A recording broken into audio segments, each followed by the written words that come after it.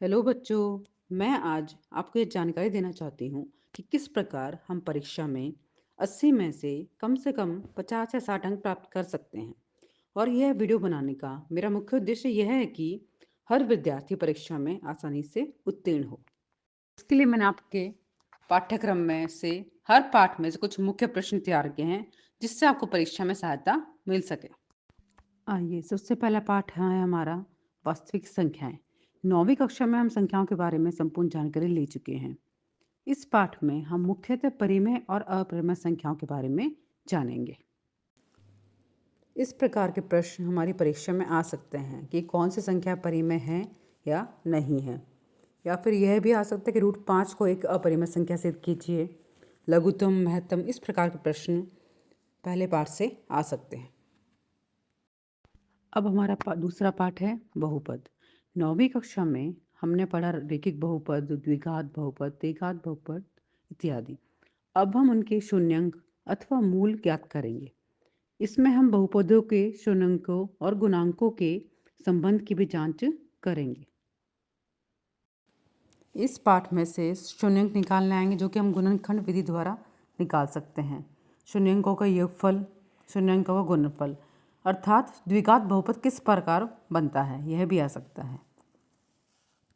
तीसरा पाठ है हमारा दो चर वाले रैखिक समीकरण युग्म।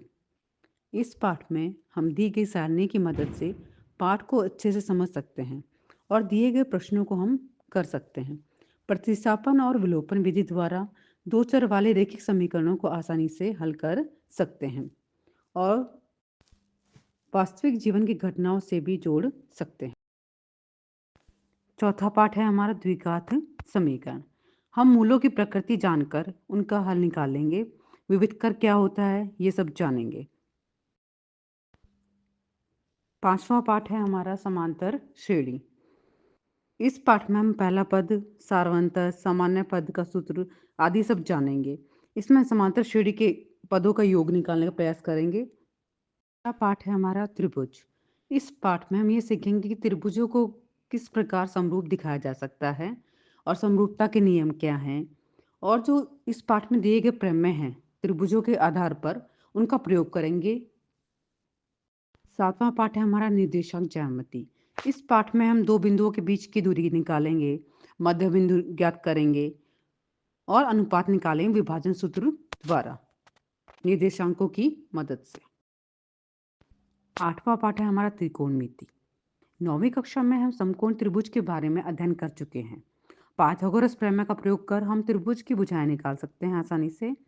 कुछ विशिष्ट कोणों की त्रिकोणमितीय अनुपात परिकलित करेंगे और त्रिकोणमितीय सरसमीकरणों का प्रयोग करेंगे।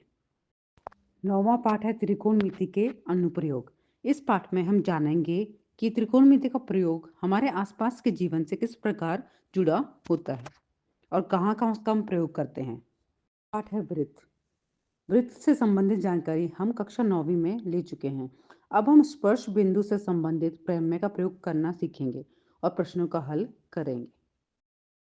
11वां पाठ है वृत्तों से संबंधित क्षेत्रफल।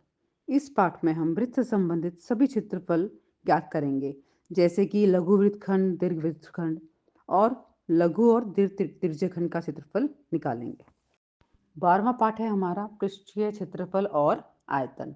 इस पाठ में हम द्विआमीय 2D व त्रिआमीय 3D आकृति को समझकर उनके क्षेत्रफल और वह आयतन निकालेंगे सूत्र लगाकर। 13वां पाठ है हमारा सांख्यिकी। इस पाठ में हम माध्य, माध्यक व बहुलक निकालेंगे, जो कि सूत्र याद करके हम आसानी से निकाल पाएंगे। 14वां पाठ है हमारा प्रायिकता। इस पाठ में हम प्रायिकता की परिभाषा को अच्छे से समझकर प्रश्नों को आसानी से हल कर सकते हैं।